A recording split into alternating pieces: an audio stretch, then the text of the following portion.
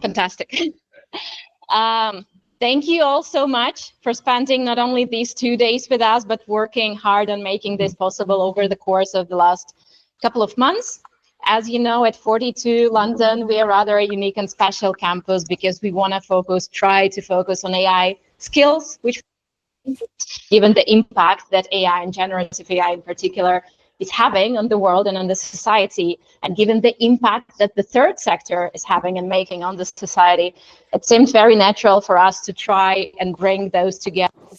Inspirational, unusual, but very helpful applications of what AI could be and what AI could do. So now we're at the final stage of showing the solutions, but not the final stage of handing them over. You all know we'll stay in touch. We'll work on making sure that those solutions make the impact and see the world. But we're very thankful for this opportunity for our students to learn, to get feedback from the mentors, from the best, and explore the ways they can use the skills they're getting combined with the technology that's ever. Thank you. I'm passing the fluffy mic to Bronwyn now. Thanks. Thank you. I wanted to say a few thank yous of our own. So thank you to Anthropic, to Aaron, Everett, Francis, Ellie. It's been a joy to have you here. It's such a privilege to have Anthropic. You're just our favorite of all of them. I hope you've had a good time and you'll enjoy the presentations. Yeah, hi, I'm Sarah. I'm a UX designer at the RSPB. And yeah, so we had already started looking at bird IV solutions. And one of the things we found was using like standard and photo IV, like Google something like that. Didn't really work for bird identification because it's really hard to distinguish bird and bird. By the time you play with the birds, so we found that people want to describe the bird that they see as bird or Latin environment. So for the nature reserve, which is why we went a so is an app where you can enter a description of the bird and it will then match those attributes and hopefully give you an accurate result, but also allow us to learn about the language that people are using to describe birds, because we're sure that the language that numbers bird the use is probably going to differ to that or that you internally in our RSPB might use. So yeah, we will say building some capabilities to learn and capture and those descriptions like and it's going to be what we have. Did we?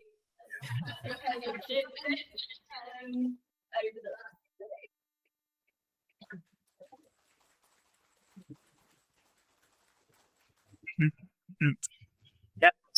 Hi everyone. First of all, I was in a team of 6 members, so we've been working together since the beginning. I joined yesterday.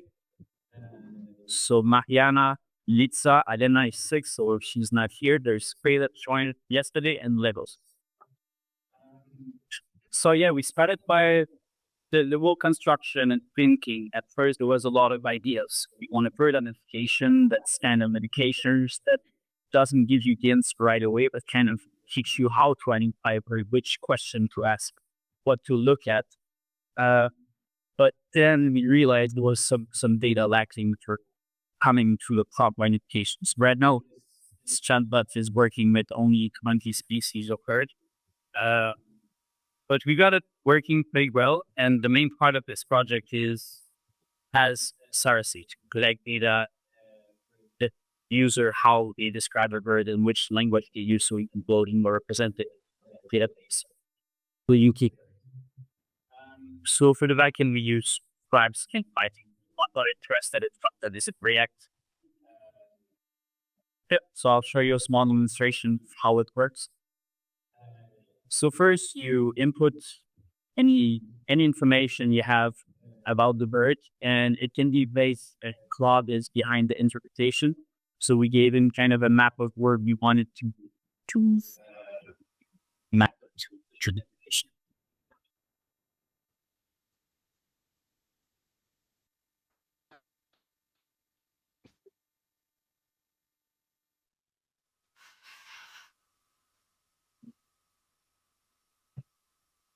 So here I tell him I saw bird the color of a rain clouds, which is very vague and very dark.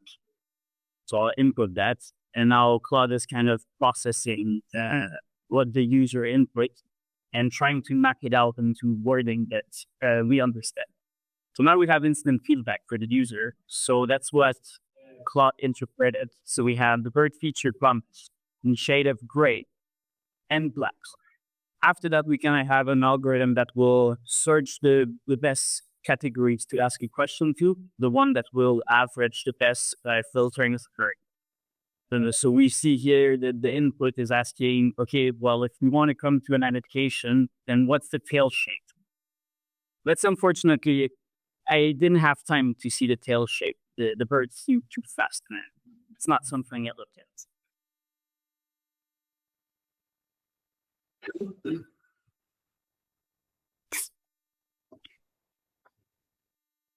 So tell them I didn't have time to see it, so I don't know. So Claude instantly, he understands that I don't have this information, and he will not ask this question again. So he consider, okay, he doesn't go and he won't like repeatedly ask, what about the tail shape? So now he's asking about the size. I will say,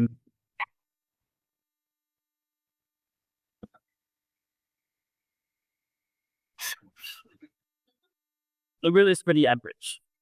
What does that mean? Size is pretty relative. So now we have a bird that's medium size and that is gray and black. What about the leg color? So now he's narrowing down to the least possible result. And now I won't give him more information and just tell him black. So the great thing we give him, if it was a category from, we feed it to him, so he knows that black is not about the bird color, about the feed color. Yeah, and now he ended up with a result, which is a jank date. So now you saw there was a lot of interaction and a lot of go around, but as the user understand how to describe a bird, he will get better at knowing what to look at and how to describe it. So let's say we have a user that is a bit more experienced and input, it's a small bird with orange pink on its belly, a bluish gray head, and cool patterns on its wing. With black and white stripe, it looks really colorful when it hops around the trees and instantly would have the chat. And now you can see that there's a lot of information that we don't use, like hop around in trees and everything.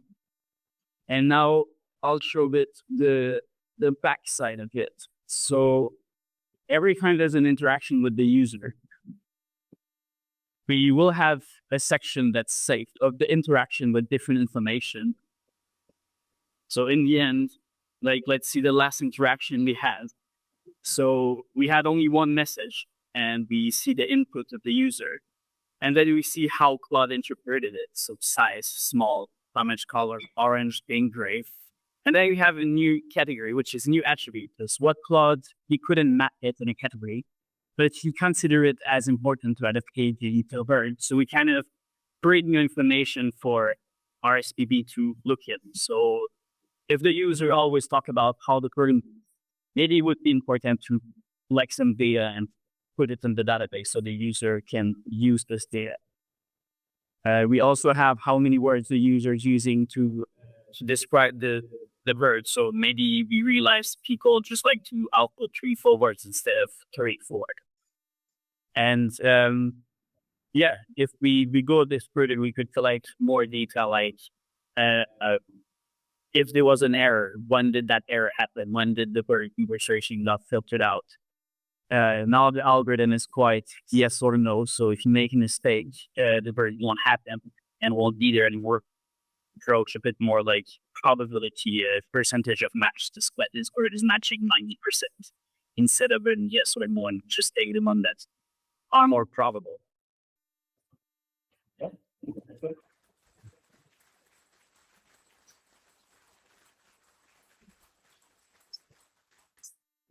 Computes or some asks a question about where they saw this. Like if we ask for interest rate or something like that, but it should honestly build up some knowledge around the people in that. It's come down here, keep going to be back saying John Beach. Yeah. So yeah, absolutely. So if a user it's live and the user connect to the website, we have this levelization, just from. So of course you can do like a timestamp of when this conversation happened, at what time of the year it happened, in what area, all information that's on. It's a great idea. The localization. Add any comments or questions from mentors? And thank you. I'll be the back corporate, facilitating the society aspect. Thank you so much.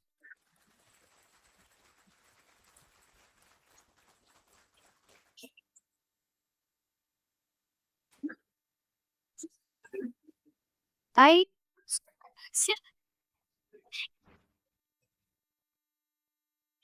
Coming next.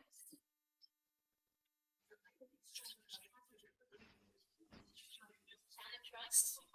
Do we have Shannon Trust? Yay! Yes.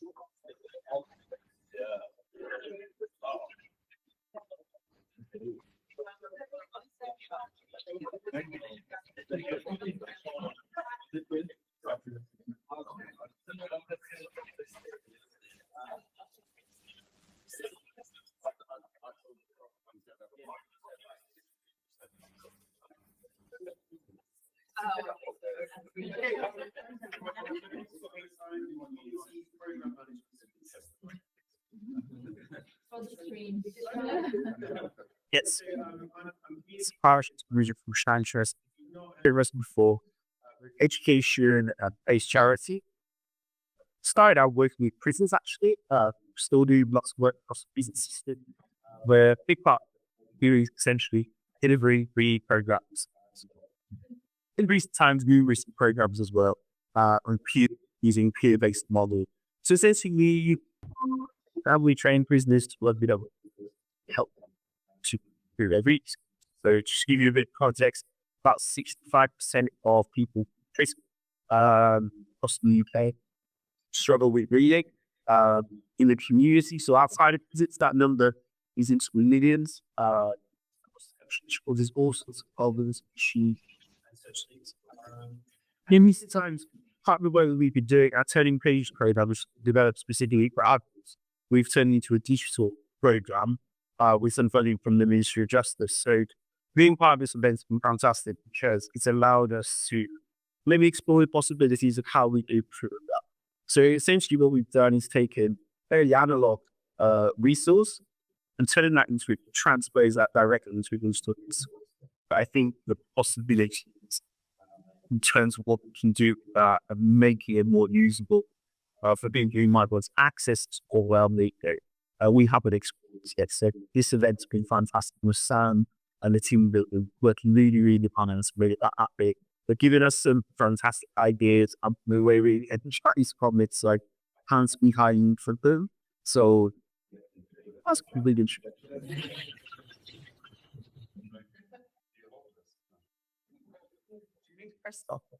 No, okay. Just yeah. Sam, HDMI cable is under.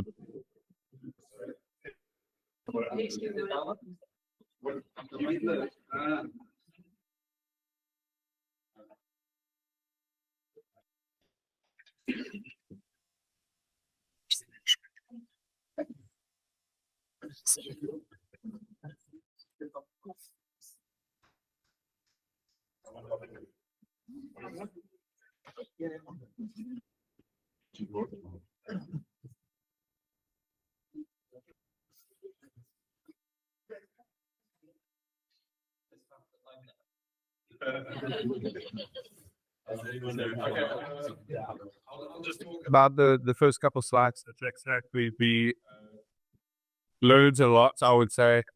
We've used Google Cloud for our server. From there, we're accessing Claude, obviously, OpenAI for voice. We're accessing, we have the Postgres server on the cloud. And then through there, we have a Ninjinx on. Sorry, I'm so nervous, guys.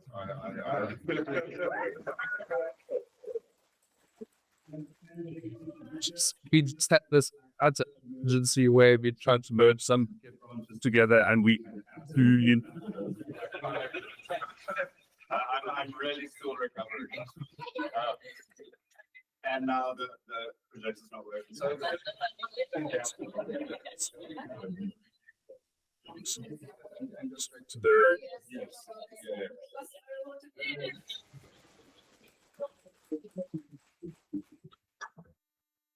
okay, yeah. So that helps me a lot. We wrote the code in Python. The back end, the front end is written in React. You use OpenAI for the speech. Google Cloud, it's our server. We got Flask, Socket.io. So we use sockets. We have a live transcription. We have two different kind of voice recognition for two different purposes. We use Google voice recognition. People think it's a confidence score. So in terms of someone trying to learn to pronounce words properly, I think it's quite useful. For the actual chat side of it, we use a WebSocket for like a live chat because it's just much more interactive. And OpenAI for the voice synthesis because it's great. And they actually have this amazing huge chatbot just come out called Real Time or something. We tried to incorporate, but unfortunately we couldn't get it.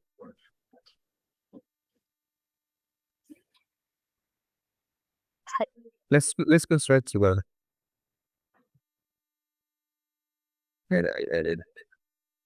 So we just got through the program. I'm sure you guys don't want to around here or might. So basically, as Scott was saying, they have quite an analog program. The challenge being that people are trying to learn how to read, and everything is presented to them in text. So it was quite obvious that we should incorporate speech recognition. Obviously, the goal of the hackathon being to incorporate AI. So we've essentially tried to make a teacher to kind of this boom. So the first exercise on their program is called, so that they have a different categories of exercises. You'll be reading sentences that include words with a silent. Good, right? Yep. So this, in their version of the program, it gives you a sentence to read. You can play audio to read it back to you. So we've just added a feature where it can record you and tell you how well you've pronounced the words. So if we say, the fishing boats put out their lines and left them for some time. So I didn't say the very well.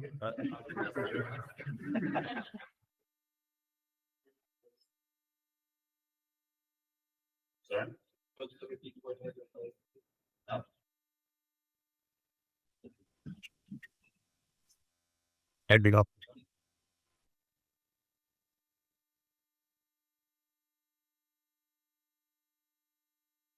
So they have multiple types of. Remember that vowel sounds can be long or short. The long vowel sounds are a, o, e, and u. The short ones are a, e, I, o, and u. In this activity, you'll be reading words containing long vowel sounds.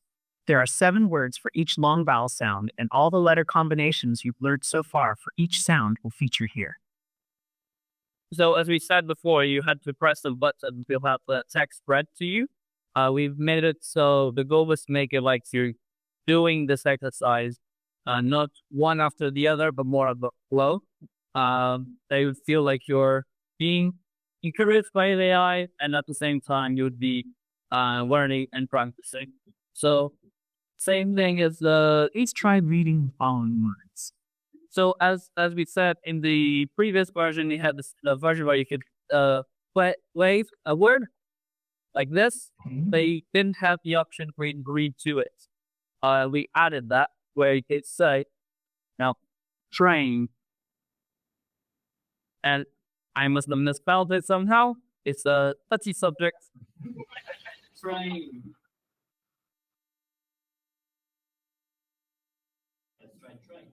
Train. I'm just nervous.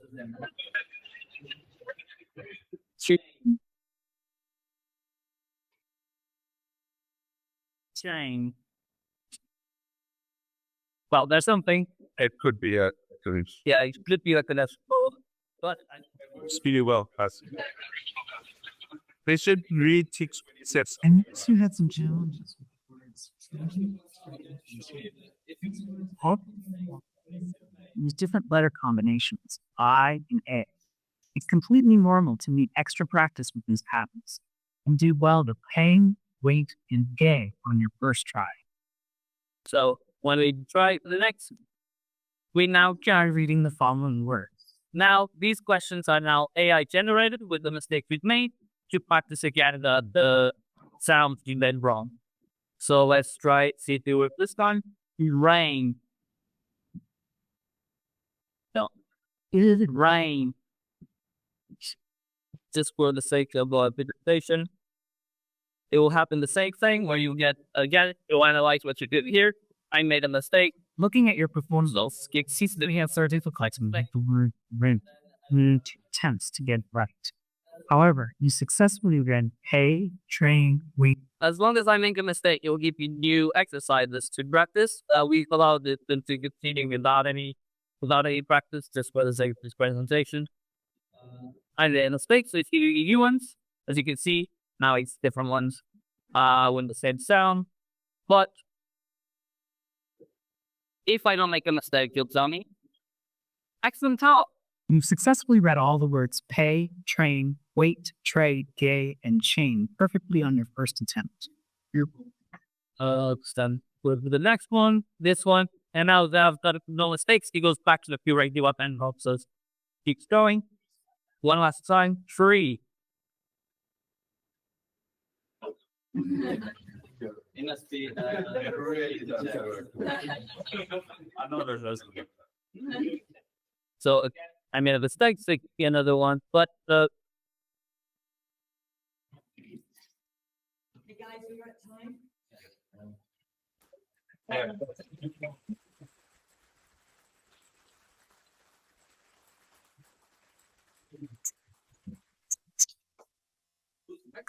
Awesome.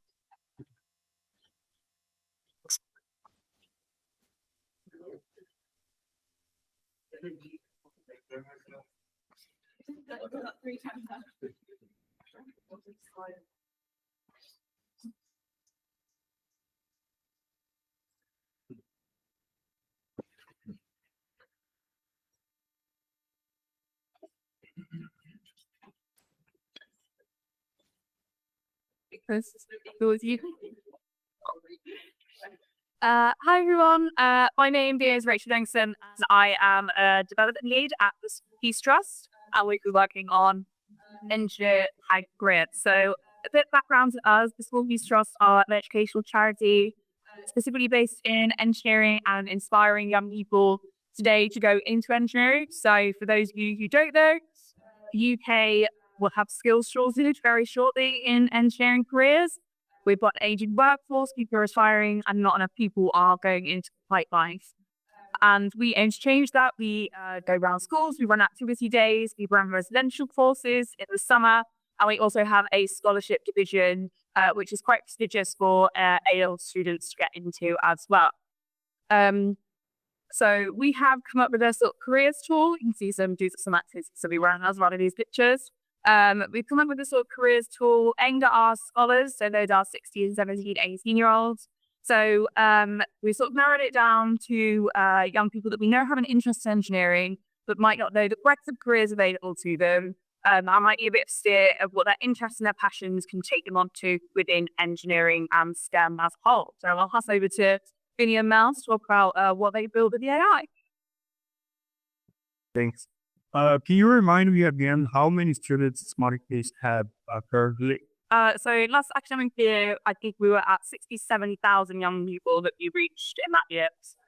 67,000 young people, which means 67,000 young minds that need to take a decision about what they're going to choose, which career they're going to pursue.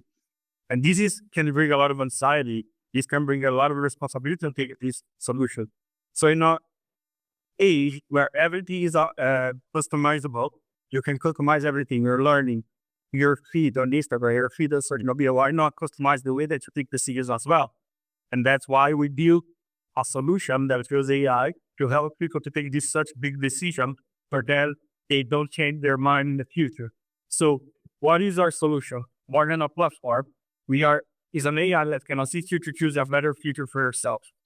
Talking about more technical, our front end is developing React, JavaScript with a blended universality, and we have the integration, our continuous integration, continuous deployment. For the backend, we have Node.js, TypeScript, Dynamo, SQLite, we use Cloud for the AI as a provider. And for the ETH, we have Terraform, AWS Cloud, Docker, and GitHub Access. As Nolan showed the demo, the application already developed, deployed, and we want to display the QR code here for everyone to try the platform. So, yeah, and something that I want to highlight is the scalability of the platform. So, yeah, right now is on my AWS account. So please, everyone, make sure you use with moderation. Well, trust like, spark like the idea, and people we can easily like that. Scale a platform that will is a perfect. So now I'm going to spend them now that's going to show a demo of the platform.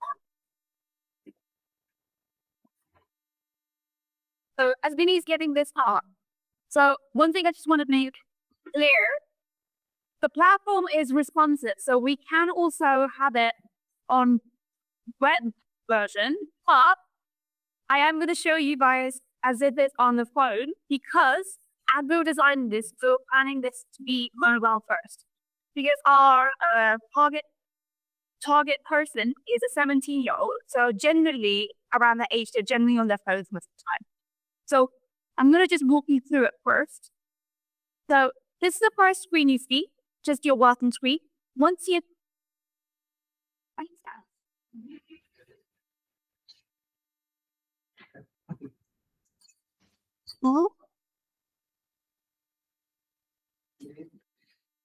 Third one, the do with Ash.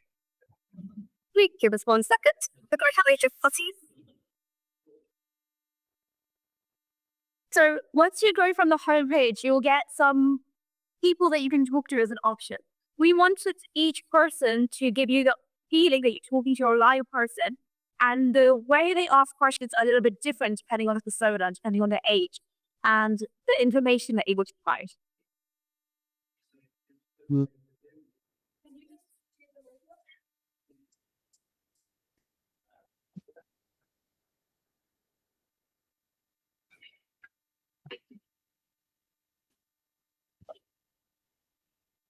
Very nice. We only checked it 8 times. We should have checked it 9 times.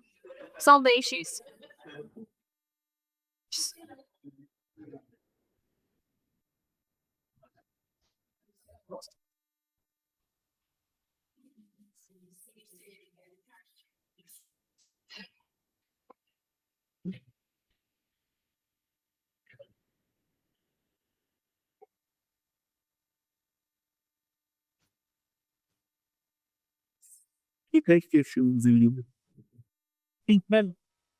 I'll talk.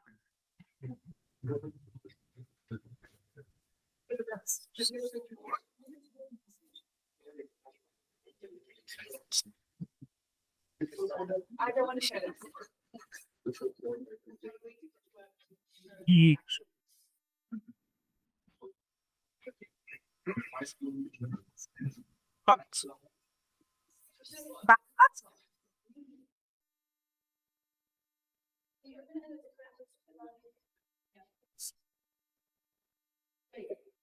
Okay, well then. So this is a page I was talking about. You get to choose a persona, so the person that you want to talk to. We don't have that much description about currently, but there will be later. Once you have chosen the persona that you want to go for, you need to click the actual picture. You will get some questions based on what we need to be able to offer you an engineering career. So if you chose science of maths, for example, it's the thing we liked most, and you really didn't like PE, you'll also be able to put in what kinds of things you're interested in doing, or you're good at, you're proud of. So if you're really good at coding, you could type in coding as one of your passions. And then something that you're interested in making a difference in, something that's important to you. So you could do, you option how you want the results. So if you want it text only, somebody get overwhelmed with a lot of video data, or you can do text and video if you want combination results. You will then be shown 3 different options. You do it in, we'll be then shown 3 different options for potential areas that you could go into. And you can flick through if you want to see a different one. It will show you what it's about, how much you potentially earn. It'll show you some key skills that they can use that students can actually relate to in school, because they're not going to be able to relate to going straight into an engineering department. Once you're happy with one, you click learn more, and it will actually give you 3 job roles within the engineering area with a TikTok video of a life in whatever you're interested in. It will also give you, if you go down, some salary roles for that specific role within the area. And then if you want to find out more information, you click through. You'll get some text information, you might get some videos and more information, etc. Oh, yeah, brilliant.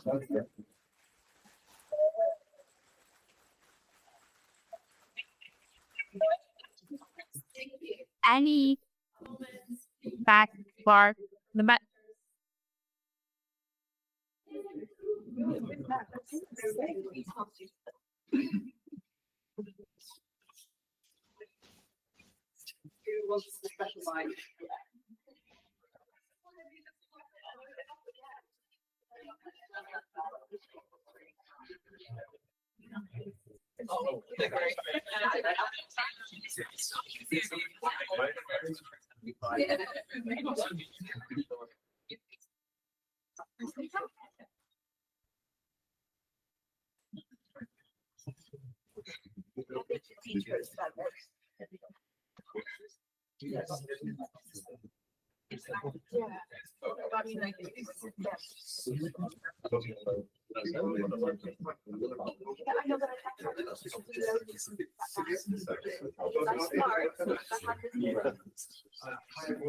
So we are DWRM. My name's Dan, and that's Ruth over there. We have our lending team around us. So we are associated partners that have set to increase the opportunities for people to study what we do, study our higher education, study with their universities. We also, in and alongside that, aim to reduce the isolation. So while giving people access, also pretty sure that we're not get isolation. Yeah, that's us. Yeah. So the problem that we presented today for the team was online. The way in which everyone studies at the moment is online, and being able to study online improves it is possibly because there's no connectivity. So the idea was to be able to produce, extract the study materials from in the universities and produce them in an offline format that replicates close as possible online study. And being able to find a way to extract that data from universities' different platforms and reproduce it in an engaging format that makes sense for when we can share you. Yeah. So then you can go into our table to make sure you what we did. Okay. Farming share savings. Very nice. Hello everyone. My name is David and I'm from 42 London.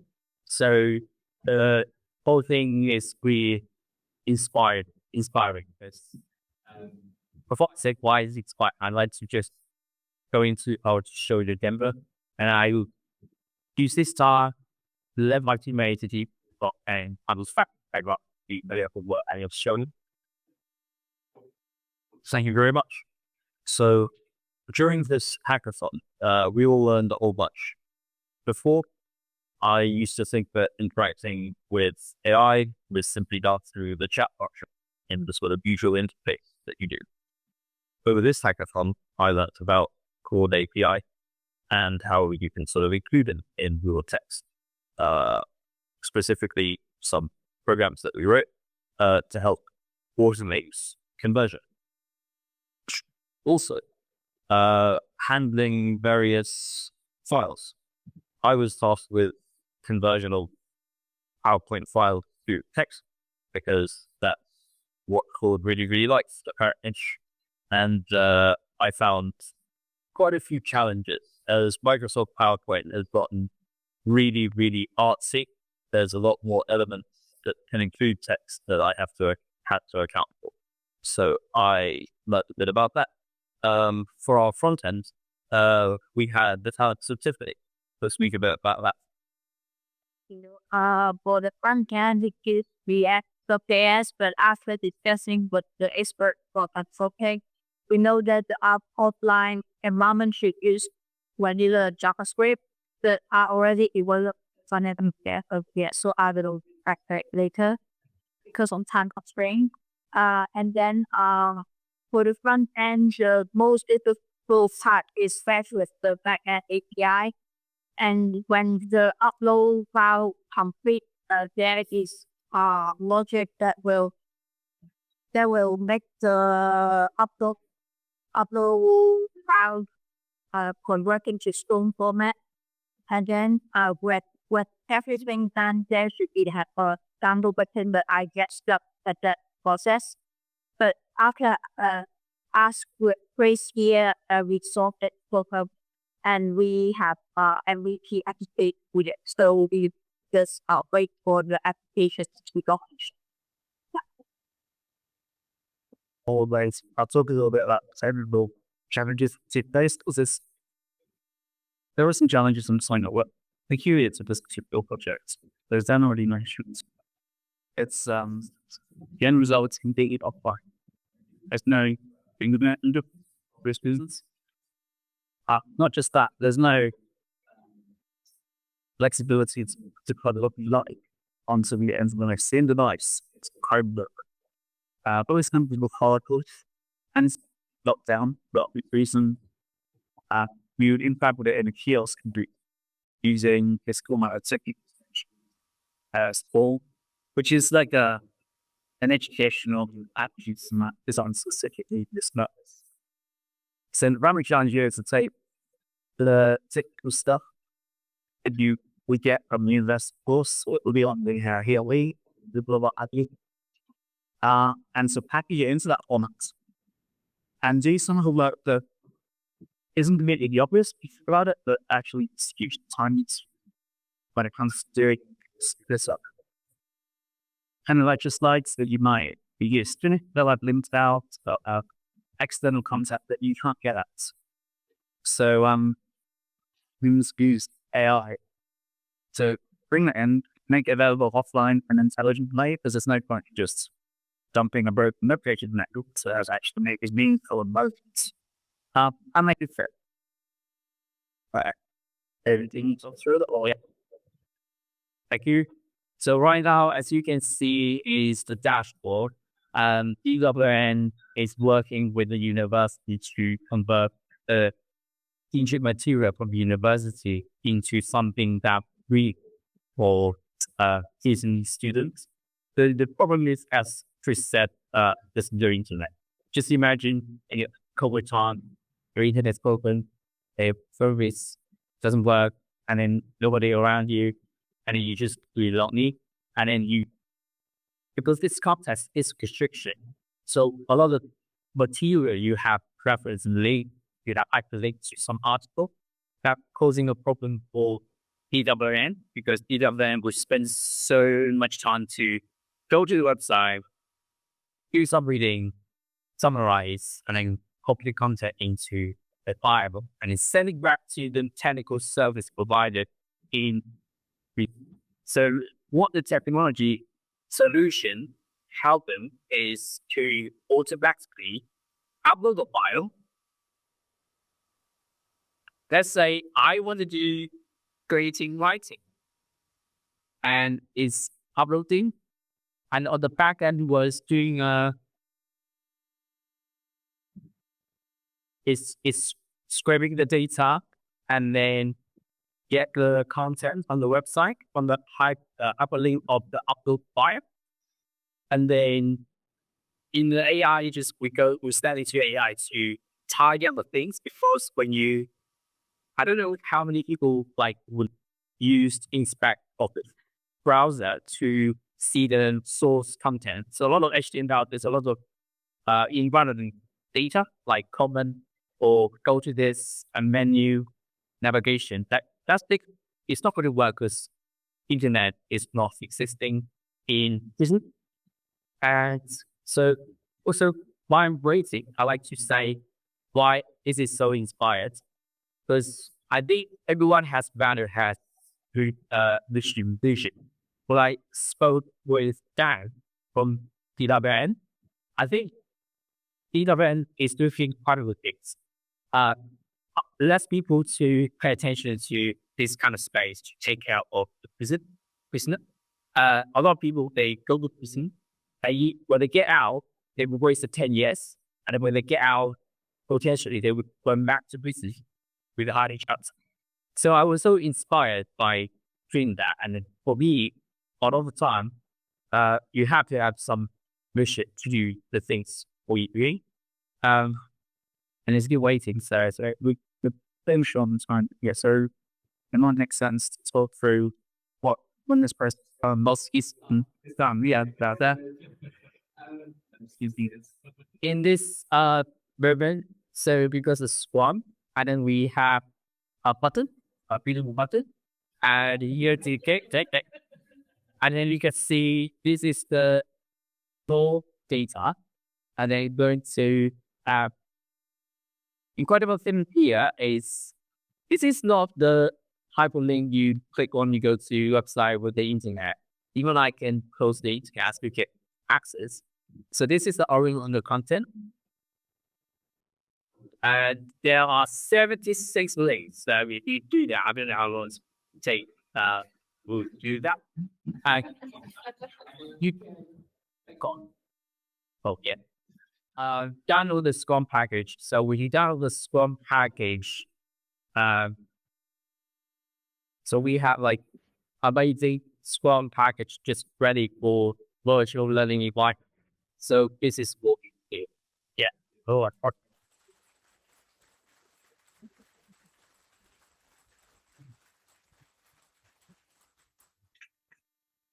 thank you. Thank you. Thank you. Who's coming next?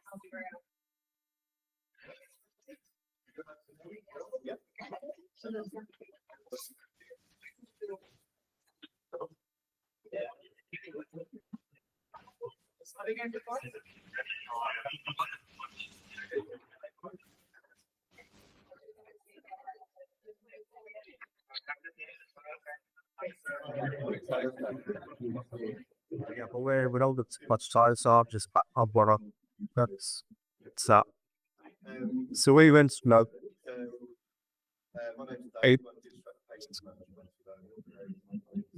update, and we are so we are a UK-based charity, and it kind of says what we do on our t-shirts. We save lives through stem cells, essentially.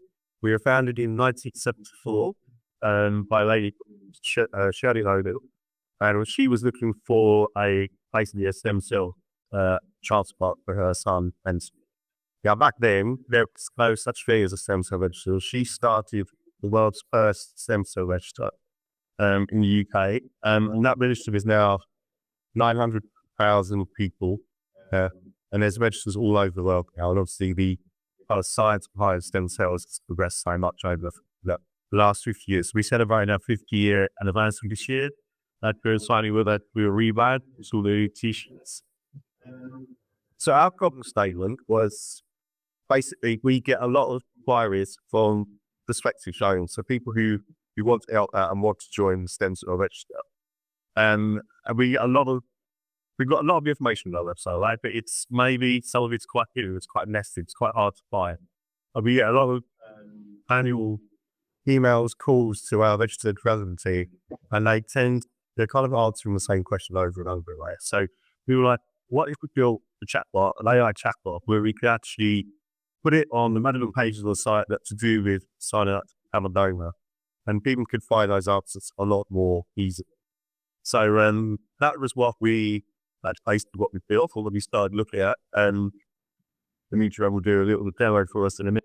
I just wanted to talk a little bit about the tech stack. Oh, sorry, let me come over here. I feel like we've kept it quite simple compared to everyone else. But I guess that's kind of deliberate. When we spoke to Chris at Polcab, we were like, okay, well, do we need a separate vector database? Do we need like a separate Python back in? We've basically got a single Next.js app. We're interacting with Anthropic by the TypeScript SDK. But there's a few things we're doing first. So these email templates that I mentioned before, we've basically put those in an endpoint, which the website editors will be able to add to easily. And that's going to be our first call. So if someone comes in with a question which we've got a rated answer for, we're sending that back first of all. If there isn't a match, we've connected it up to we're quite a Microsoft kind of heavy company, so we tend to use Azure as our kind of cloud service. So we've hooked this up to a Bing custom search API. So if we can't find a match, we're going up to Bing, and we're getting our results back from Bing. So we're getting Bing to do the RAG for us, and we're not using that sites.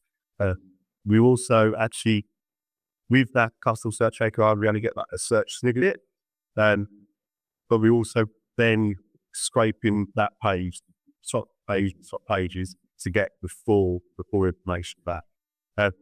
What we're a little bit worried about is we don't want the AI to hallucinate. We don't want to be returning incorrect information or information that might be coming from its training data based on our website, say 6 months ago, so last time, say that model was updated.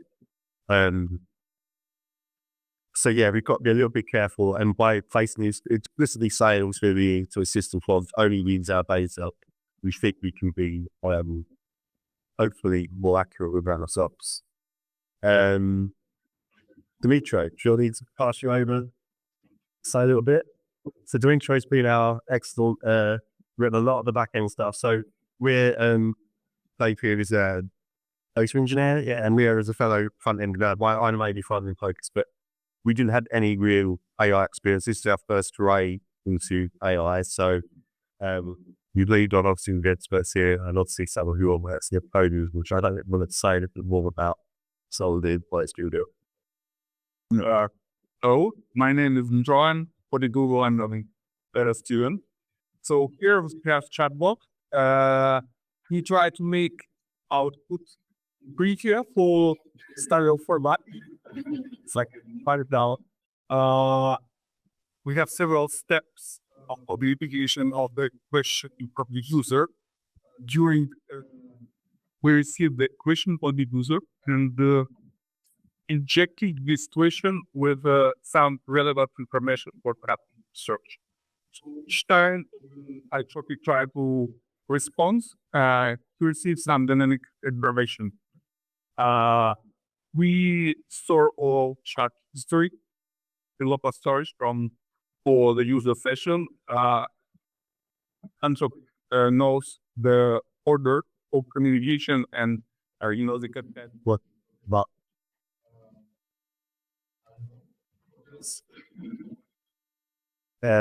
I guess I don't know what's wrong. We could talk a bit about that future. So this is, as I said before, this is going to be the specific area of the site. We're going to have a label page that remains to do with potential donors. We're going to change the tone of voice. So donors we look for, we're mostly looking for 16 to 30-year-olds. Well, actually, that's the age range, because we know younger people give patients better outcome. Unfortunately, there's still only a 50% survival rate. I think we do have a stem cell transplant. We're obviously always to improve that. are dedicated to research labs departments. We really kind of trouble doing that. But yeah, so we get the tone of voice is meant to be quite youthful when we're good at it. I think you need to sort of tweak some of the content, some of the language. But eventually, I can see you might roll it out across the whole site, maybe different instances with different tones of voice. Other places systems. We're also talking about our intranet. So we've got a horrible company intranet that no one uses because they can't find anything. So like, we could use something like this around for really useful. We have some kind of resources. It can be changed dynamically by the staff of the Nolan. Yeah. Can you explain? So yeah, just with the we've got a Drupal website. We just created a new concept site for chatbot FAQs basically. So stuff that's not going to be visible on the site, but just like for the templates, and we just add to those as Google's style. We've got some considerations around moderation, speaking to Green over earlier. Yeah, it's going to be a while before we can get live. We'll have to do lots of testing.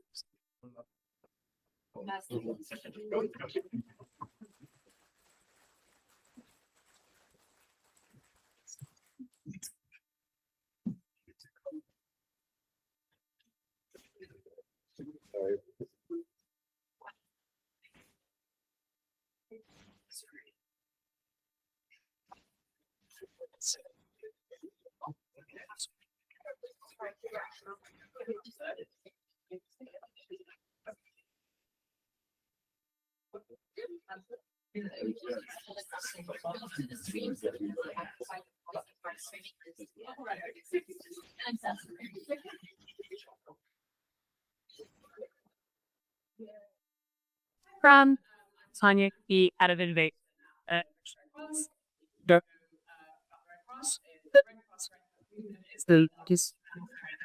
Well, what you probably do know as most for is about an emergency response. It's a lot of dependence over the last over years. It's the next slide. I'm going to talk a little bit about the specific problem we will do this build on.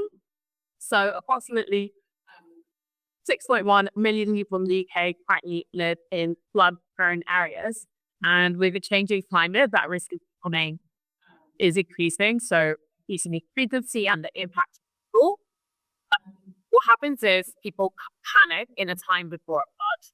So they look online for guidance. What they come up back with is a full host of different sources of information, some of which is in like 60-page PDFs, and it's actually quite confusing when you know that you're about to be flooded.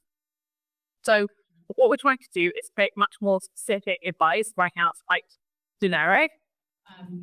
And one other things to note is that a lot of the advice about long-term. So for example, can you do your electric sockets higher up? Required rewiring your entire house. Someone can't do that the day before it floods. So the solution that we'll be looking at is a tool that utilizes AI to help people get quick access to verified situation-specific information and provides guidance on actions they can take to tackle in the flood. And hopefully one of the the most relevant is support that they can access. And the goal of the tool is to really distill the large amounts of information which we try to create out and turn that into simple, useful tasks that are actionable. And then the ultimate aim is to reduce both the impact for example, also the distress people are feeling in that. So that's the problem solution. I'm going to hand over to the architecture. So this is a very basic architecture diagram, really call it that, but just to explain a little bit about our solution. So basically taking some TXT files, and we got this from links that were shared by British Red Cross, because one of the most important things is that this solution can save lives depending on the severity of the flood. And so we don't want to give them the wrong information. So we'll make sure that the LLM has the right context. And we do that by getting these TXT files, embedding them, which basically means that we'll turn them into numeric representations. And then we store them in the Smallpeice store, which then was number 2. So the front end, which you'll see very shortly. Then a query comes from the user, and then that gets embedded as well. And that's used to semantically search the vector scope for relevant documents pertaining to that question.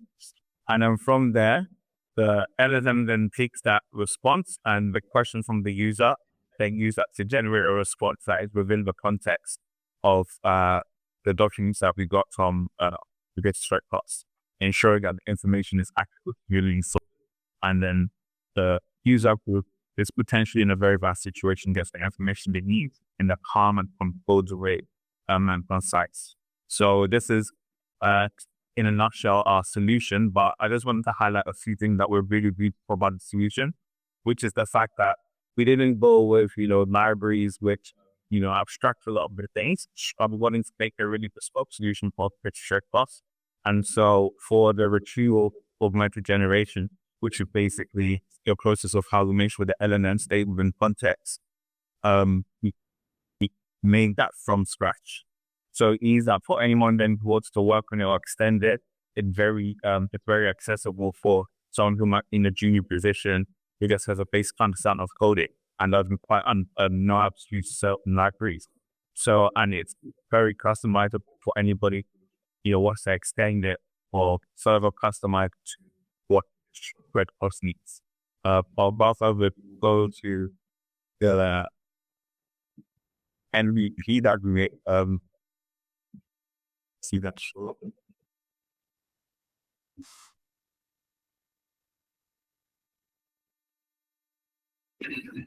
Okay, awesome. So of course, if you're in danger of a flood, you're not going to take out the laptop and start trying to search the or make responses and user friendly. So here we have this kind of like a wall in the form of a form where these are questions that could stress us have been important or very highly likely to be able to help us understand the context of their situation. So we first input an answer for these questions, and we also did some prompt engineering so that we can make sure that the answers to these questions are relevant, and if they're not, then we'll also have the logic to go ahead following order stuff. Start.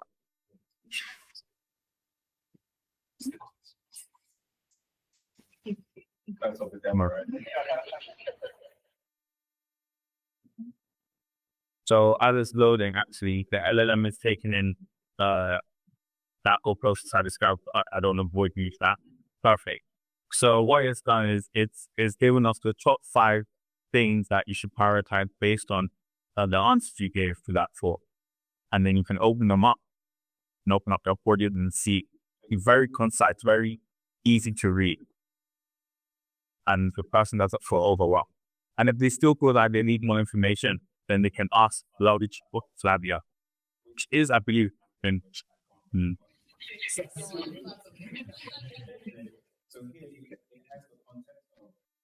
what you ask the beginning and asks hey, and then you ask a question.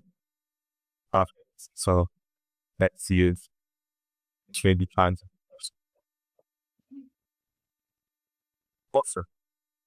I mean to work on the format thing, but the good thing here is that this information isn't hallucinated information or something that's training twice within the context of the information that got from the Red Cross. So it's up to date and it's relevant, which can help save many lives.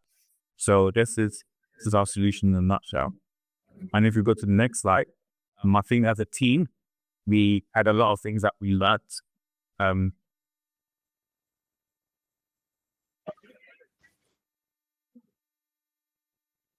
And just to share a few of them with you. So firstly, the importance of delegation and communication. So, we had serious time constraints, 2 days to do this, but we're able to really communicate really well and delegate fast. And so that allowed us to be able to deploy our solution and have it, work in a reasonable standard for an MVP. And secondly, I've been to hackathons before, or one before this, but this one was really special because, you really get to see how AI can really solve problems that impact lives and can save lives as well. So that was another thing. And again, with something like hepatitis Red Cross, it's so important that the information is accurate, and there's so many things that you need to enforce, such as testing the LLM to ensure that it's accurate and what it gives you is actually what is intended. And it was just a really beautiful and lovely experience. And before we end on, before I hand back to Tanya, I just want to say thank you to everyone for the opportunity. And the demo class, they were really elite. So thank you.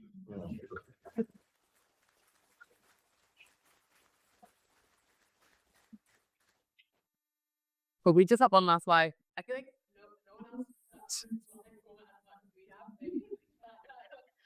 but this is like a really quick one. I mean, you kind of seen the solution. I guess we just wanted to say, like, we don't know if this will be the right solution, but it's so great to have opportunities like this to trial different ways. We don't like ability and reasons to or parts. So this is on this route, and even also to hear all the practice to see like even how we can start using these kind of emerging technologies to hopefully make a big difference. Yeah.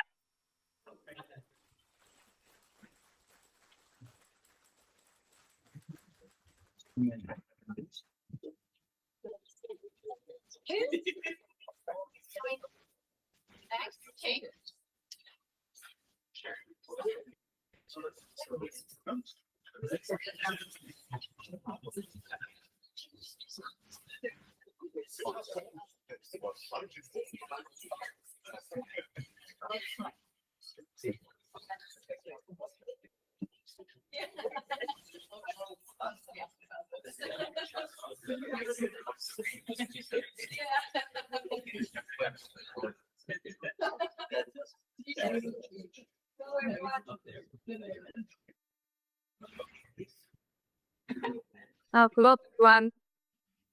Thank you for waiting. For patience. We are in Chayn. My name is Regina. I'm student at Fortis Rwanda. Here is PB in our totally here, also from Fortis Rwanda, and Elvi representing from Charity Chat. So, firstly, Chat is a global nonprofit organization that supports teams of gender-based violence.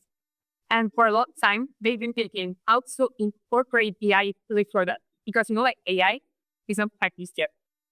So, and they've been thinking, and they came up with the idea of creating this AI tool that will help creating something legal, something that aware of you, something more emotional and stuff. And the idea is to create this tool. Imagine you're a person and nothing bad happens to you. You might be not from this country, you might know no English right about, and you don't know where to go. So somehow you pour it up and you may be taking it to police. And police did nothing. And you feel lost, you feel angry, you feel frustrated. And here is where our solution comes in. So you would go to our web app and see your story. LLM will analyze it and we'll come up with this lyric later. So our technologies, the bulk solution is built using Next.js, deploy using Versal, from engineering for done using Plain Sail, and it is all powered by Code. These reports, this QR code, yeah, and check out our solution. Captain second.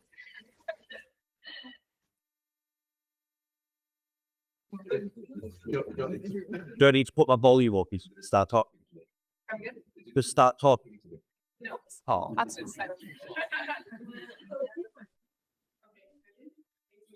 So I included all the screenshots in the presentation, so I won't have to type read anything.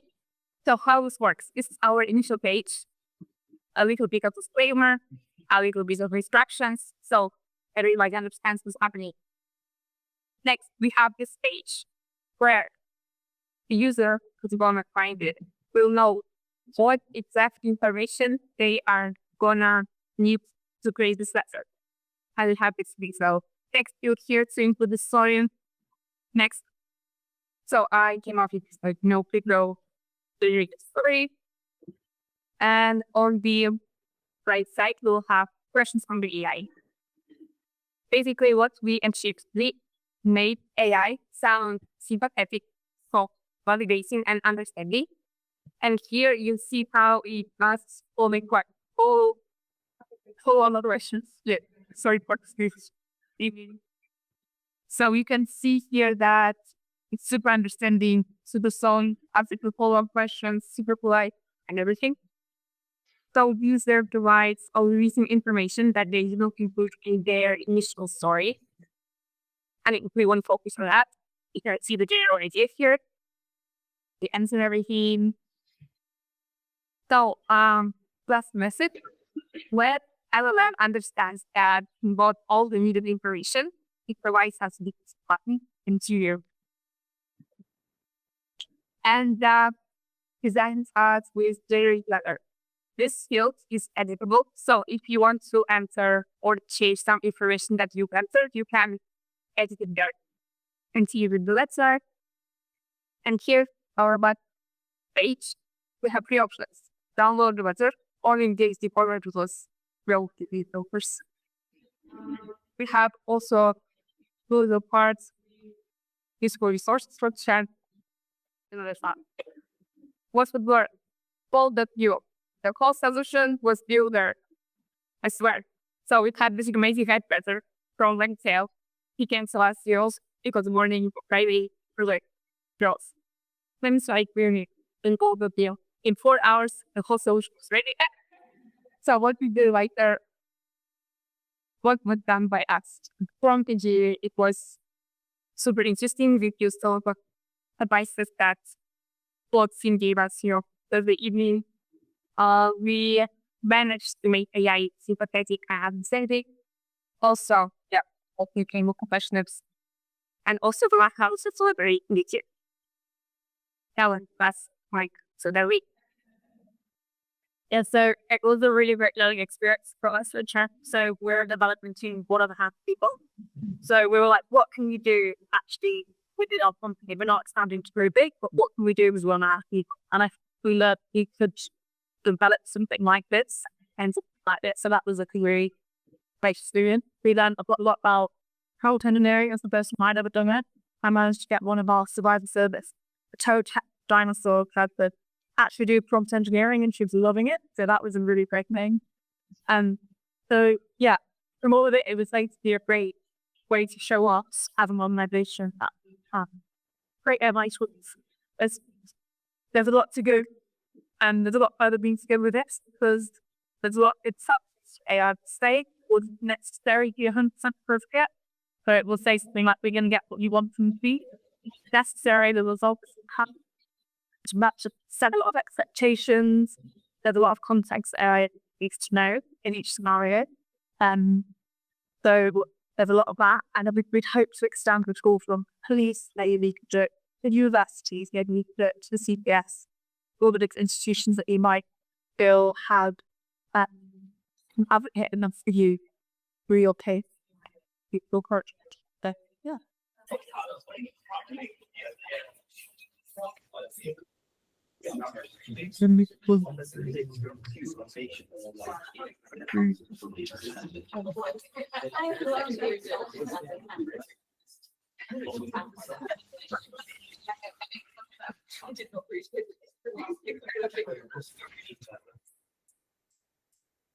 Hi everyone, I'm Mandy from the Environmental Justice Charity Friends here. At the heart of our work, it's really bringing people together to take collective action. So whether that's in a cafe, in a pub, community centre, or more recently, on something like Kettle Meet, that's really all about how we think climate action is going to take place by coming together in our communities. And we all know that sometimes group dynamics can be a bit challenging. So we've had a wonderful team to create Optify, who is an empathetic AI assistant, supporting hosted groups to build more understanding, more connection with people in their groups, and also to help technical knowledge, in this case, about finance. I think that's the I'll pass over to Alex. Okay, so on the technical side, we need to go from a meeting setting. So we need to go from all shared with multiple speakers, transcribe that, have a bridge. So we do that with people. And then we have a lot that we did back in, which is really unfor lot of fun. And we use a lot because we want to control what the bot is doing. Decide like a set of present actions which are based off what friends of the definition and how they want to steer the conversation. So we don't want to interrupt a flowing conversation. We need to be like, no, don't do anything here. And sometimes we need to call around, like, on to go and get some more information. That's all I'm going to say about the back end. So it's more interesting if we go and look at it. People be at a meeting from us. We just got it running. So we have our little friend of the AI that's doing the call.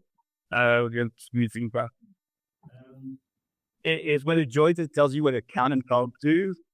And what is interesting is that as a pod, it keeps a transcript and it provides this interface for the host to keep track of what's going on.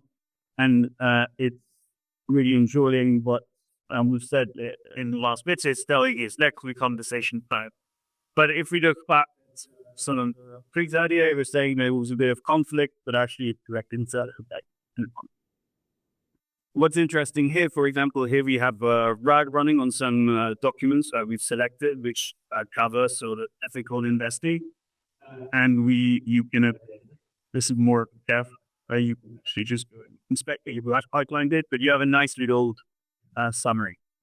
So now we're going to unmute ourselves with a few people, try and get it to 6 minutes. So, Lugesh, take it away. He's speaking, but you can't hear it. Speak again.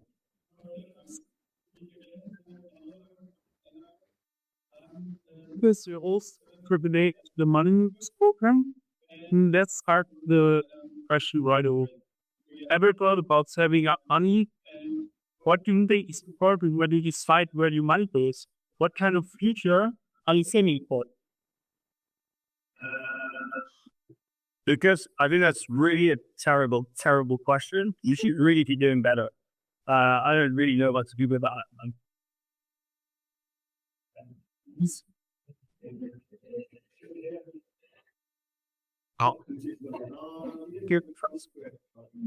Time.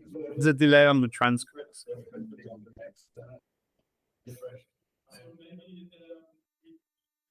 Next question. Deepen reflection. Well, what kind of self-class things would you want your money to support? I'm not sure what to do with this. I think we're going to pause here. There's one last thing I wanted to share. There's a lot of each of these tools is actually just some prompting.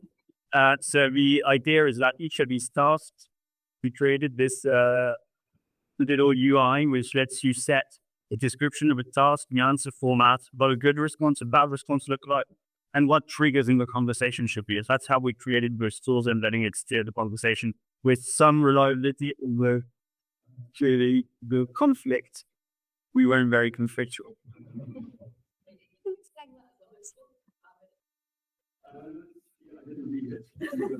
So, do you want to? Yes, this one is just asked people reflection. So it's very good promise of the question. And so encouraging them to revalidate the other person. Your uncertainty is valid. Financial play can feel overwhelming. And then some more questions might draw out what it's like. Alex, he's a bit resistant, to be honest. You can sharing what makes you feel chatty or uncertain, Alex.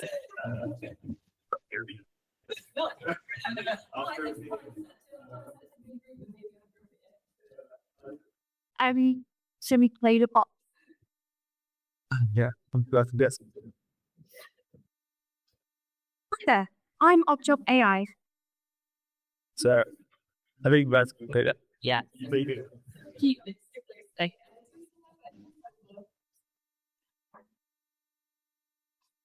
Okay, so to say a little bit about the impact of this, as I said, like we're all about reaching together to take action. So this block we've made is about groups. It's not something. So groups fighting climate change with their finances. So more confidence in managing the dynamics and more financial know-how.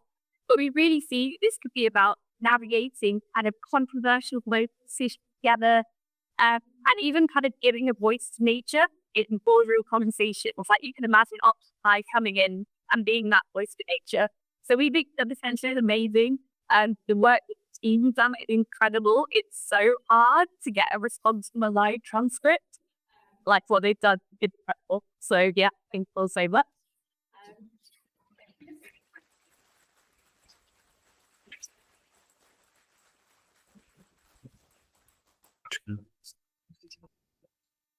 Great.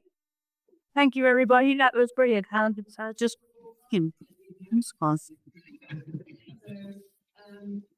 pizza, better calculations. Did I do this? Good as well. I want to say a really big thank you to Bron and John and Devin, to the to 42, to LIS. This has just been extraordinary. We really appreciate like seeing such inspiring organizations moving forward. We'd love to keep in touch with all of you. We'd love to do this again. Yeah, incredible work, and thanks so much for organizing.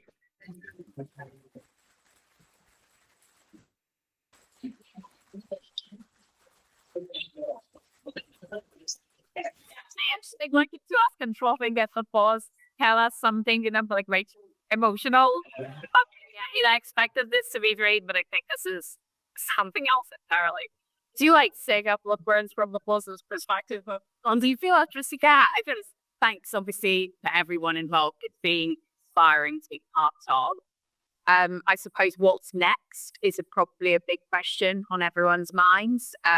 Obviously we'll all be in touch, and there will be a full aftercare package that will come out in collaboration with the boss, 42, and Anthropic. But yeah, thanks again for the opportunity to speak. Amazing.